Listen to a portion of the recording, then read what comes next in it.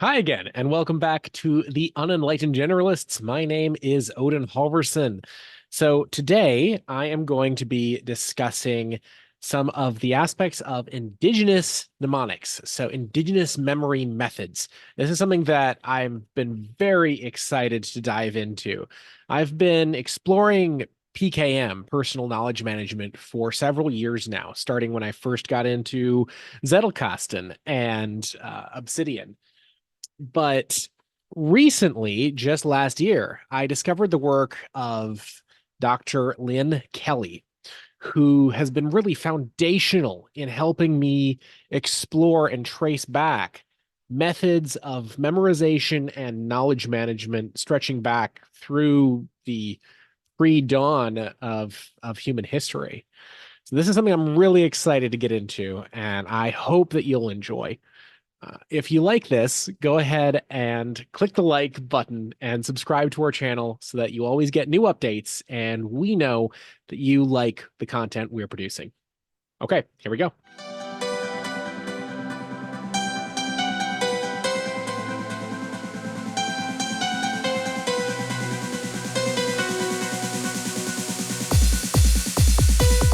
There's no guarantee that my cat's not going to interrupt this again, but let's see. So, human beings have been memorizing vast amounts of information for tens of thousands of years, and we're really good at it. So, why don't we do it anymore? You might think that it's because literacy is simply better, but that's not true. The truth is so far more complex. Why does this interest me? Well, I'm a librarian and personal knowledge management nerd, and I've been on a journey to explore the indigenous roots of knowledge and memory for the last year. Memorization is a process that occurs through four broad categories of interaction with data. Now, the first piece of this process is hypothetical, and that's the process of encoding that occurs within the neurons of the brain. As a series of electrical impulses occur based on stimuli, an electrical pattern emerges in response. Following this is a period of consolidation, which is the stabilization and integration of memory into long-term storage.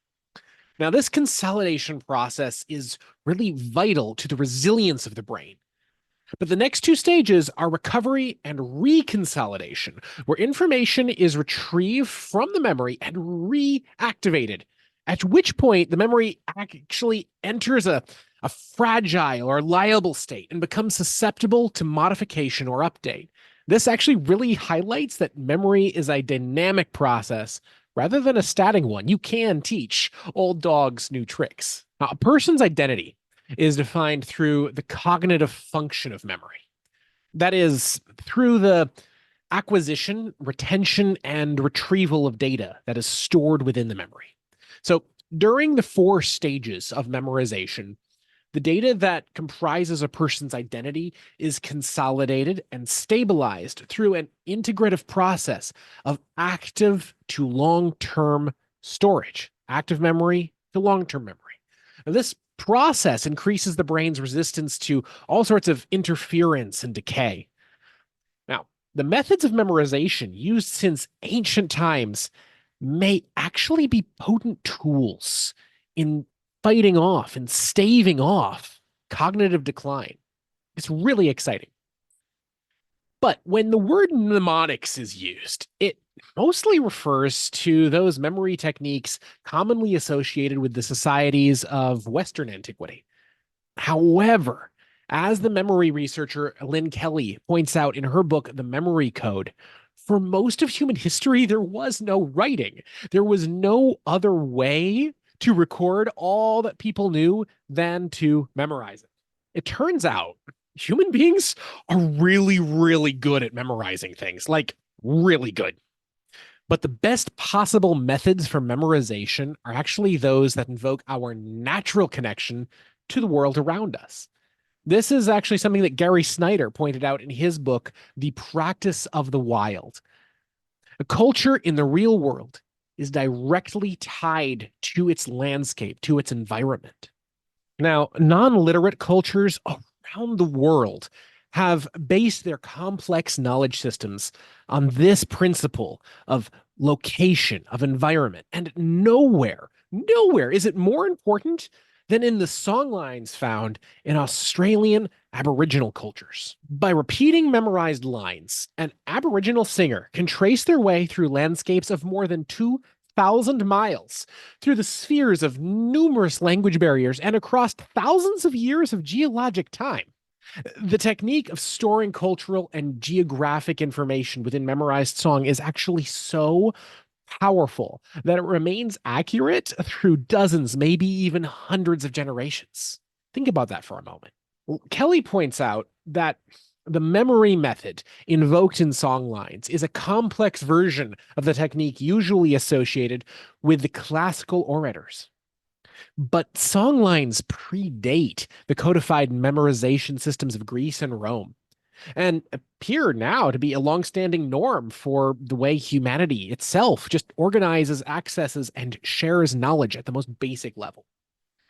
Now, the ancient Greek method of loci took this concept of environment, this concept of tying information to a landscape, and provided a powerful memory technique for orators that tied memories to mental locations. By memorizing a sequence of locations, as Kelly says, you could move through them in your imagination with ease, just like indigenous cultures do with their landscape. Now, these techniques moved into the Middle Ages and were long considered a fundamental aspect of any education, even way after Western cultures had adapted to widespread print. So we know that cultures are tied to their landscapes. A great reference for this is actually the sagas of the Icelanders, many of which are fixed to the landscape in a way that is not found in any of the other stories from the Norse canon. Within the sagas of the Icelanders, the attention to the formations of the landscape help us understand the specific people, the stories that they came from that surrounded them, and to set these epics in actual place and actual time. The songlines from non-literate cultures weave the landscape together through ritualized song in much the same way. Myth and landscape become intertwined to become a people's living heritage. As with songlines, the sagas would have often been retold within the same landscapes their narratives were located in, so that the landscapes helped to actually transmit the story. All right, so the method of loci, that Greek method and Greek and Roman method I just talked about, that remains the dominant form of memorization today and is practiced by almost every single modern memory champion. But non-literate cultures have used this and other complex methods of memorization for thousands of years to remember vast quantities of information about their natural surroundings. Memory masters today memorize complete decks of randomized cards and strings of numbers hundreds of digits long. But let's take a look at what some of these non-literate societies did with the same sort of techniques. For instance, the Navajo people of Northern America named and classified over 700 species of insect. Now, they accomplished this not simply to track dangerous or important insects, but because, as the Navajo elders who Kelly spoke with recently explained, the Navajo just love to categorize. Now, this vast amount of information, including names, sounds, behavior, and their habitats, was recorded in myth, in song, and in dry sand paintings. Nothing more. Now, Kelly writes that it is too often claimed that indigenous peoples just know their landscapes through some kind of paranormal link to the earth, which Westerners don't have. And this is so popular with those who prefer a romanticized version of indigenous reality. But the real historical facts and current facts of these communities are far more engaging.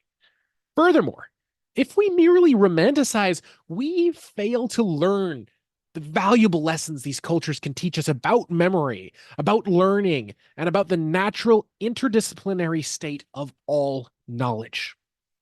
See, in most literate societies, and certainly within modern America, knowledge is intentionally siloed. That is, it's split up and it's isolated. There are specialists in a particular field and subspecialists within those fields, but it is alarmingly rare to find a networked, holistic perspective that is adopted. We can have incredible depth of stored knowledge in a literate society, but we lose the ability to observe the world holistically. We also lose the vital component of our own humanity. Our knowledge becomes divorced from our homes, from our lives, from our ancestors, and we become unmoored from the landscapes within which we live out our very lives. This brings me to one of the most important reasons why we need to study non-literate cultures and to adopt knowledge frameworks that were common to our ancestors. That is power. Knowledge is power at the most fundamental level. Hierarchies are built on knowledge, with those above gaining privilege and wealth, which they then use to buy the services, protection, and obedience of those below. At some point in the distant past, the knowledge specialists became servants of the chiefs, as Kelly writes. And from then until today, the power of knowledge has been subjugated by the power of wealth and violence. Now, right now, our systems of knowledge have been ruined by regressive economic and political policies. This is where the importance of PKM, of personal knowledge management, starts to come in. Now, often when you see people speaking about PKM, you'll find that their work is really directed towards the business side of things or, work-based productivity. The PKM is really powerful in these sectors and definitely valuable to today's exhausted working class. But the true strength of PKM is its potential for freedom. By learning the methods of personal knowledge management, it is possible to become emancipated from the violent influence of 1970s political economists once and for all. Now, our ability to learn, to know, is our truest birthright as human beings. The greater our wealth of knowledge, the more power we have in the world. The power to make rational decisions, the power to see lies from truth, the power to fight back against oppression. With knowledge, you can take down corrupt bosses and corrupt politicians. You can ruin lobbyists, and you can guarantee a country by the people, for all the centuries to come. But don't take my word for it. Why don't we take James Madison's? The fourth president of the United States wrote in 1822 that knowledge will forever govern ignorance, and a people who mean to be their own governors must arm themselves with the power which knowledge gives. Memorization is more than just retaining data. It is a dynamic process, integral to shaping our identities and forging deep connections with our environment. Throughout history, mnemonic techniques have not only preserved cultural knowledge, but they've also served as tools for cognitive resilience and personal empowerment. From ancient mnemonic devices to modern methods used by memory champions today, these techniques demonstrate a profound connection to the landscape that define both people and their societies. These insights into the world of memory, I think, underscore the critical role of knowledge as a tool for freedom and for self-governance. In modern times, understanding and preserving these ancient techniques can offer not only insights into human history and cognition, but also practical applications for combating cognitive decline and enhancing the holistic integration of knowledge across various domains. I believe that by embracing these methods, by training in them from a young age, we can reclaim the powerful role of knowledge in shaping our lives and our communities, affirming that an informed populace is the cornerstone of a free and functioning society. This approach aligns with the idea that knowledge is power, particularly the power to make informed decisions. and discern truth from falsehood, and to resist oppression. Ultimately, it's the power to ensure that our government remains in the hands of the people it exists to serve, governed by wisdom and insight. In order to get there, we have to look at the world of the non-literate societies and the cultures that we came from. If we can do that, we can tie it into our modern perspectives in a holistic way. I believe that real change is possible, both in your personal life and in society as a whole. Okay, well, clearly, I like to nerd out about this a lot. I want to continue working on this series. I have some more videos planned in the future. If you find this interesting and want me to concentrate on some particular area, please go ahead and just let me know in the comments section below. Like this video, subscribe, let me know that you're interested in this, and I can keep these videos coming. All right, thank you so much. Have a great day.